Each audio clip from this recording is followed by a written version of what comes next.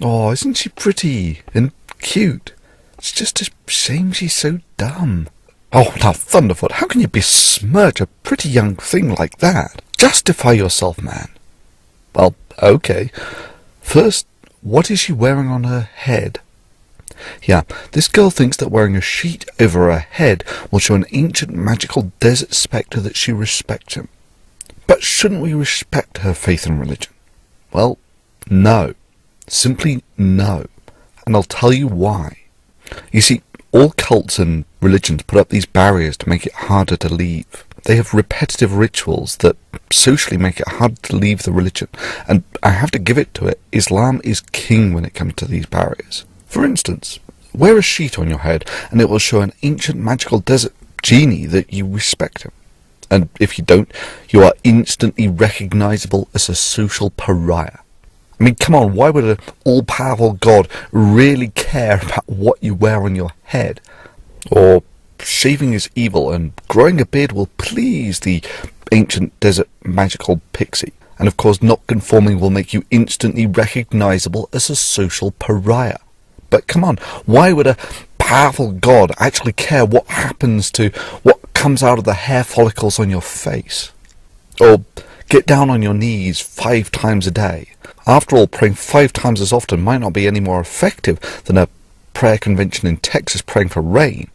But damn, 5 times a day makes it virtually impossible for your typical herding human to escape the claws of the religion. And then, of course, leave Islam and we will kill you. What is the penalty for leaving the Muslim faith? To be honest, I cannot back that point up. Dr. Mukadam, what is the penalty for apostasy? And, before... We keep coming down this apostasy. Well, give us a quick answer on what is the penalty for apostasy, and then we'll come to the audience way. You very well know, if it's an Islamic country, then the Sharia is very clear. Apostasy is dealt with the death penalty. Thank you, that's all I want to hear. You know, like that guy in Iran at the moment who is purportedly born a Muslim. So now that he's grown up and says that he's a Christian, this obviously means that under Islamic law, as practiced in an Islamic country, that he should be executed. It's all designed to create social conformity to the religion and to make it harder to leave. So no, I have no respect, none whatsoever, for a woman who embraces the very tools of her social thraldom, no matter how well it's accessorized. To me, putting a sheet over your head to appease some desert spectre commands exactly as much respect as putting a box of ramen noodles down your jockstrap to show the flying spaghetti monster how much you love him. But that's not the only reason this Islamic makeup girl is dumb. She abused the Digital Millennium Copyright Act. She filed DMCAs for her own purposes when Thunderf00t had the temerity to draw attention to her scientific illiteracy that she decided to vocally parade on YouTube. Sorry girl, but that's a big no-no. You choose to inject your scientific illiteracy into this forum. But first and foremost, I'm a scientist with a first-class honours degree in human biology from a top British university. Yes, I believe that the first human being, our ancestor Adam, peace be upon him, was created by God in heaven. And now you have no grounds whatsoever to complain when you get called on it. Now, a more compassionate and understanding guy than Thunderf00t you will not find. But I'm not Potholer. Indeed, for me, this free and open forum thing is one of those black and white, never compromise type issues. Never compromise. Not even in the face of Armageddon. That's always been the difference between us, Daniel. You see, when you filed those DMCAs, you claimed under penalty of perjury, a criminal offence, that you owned the copyright.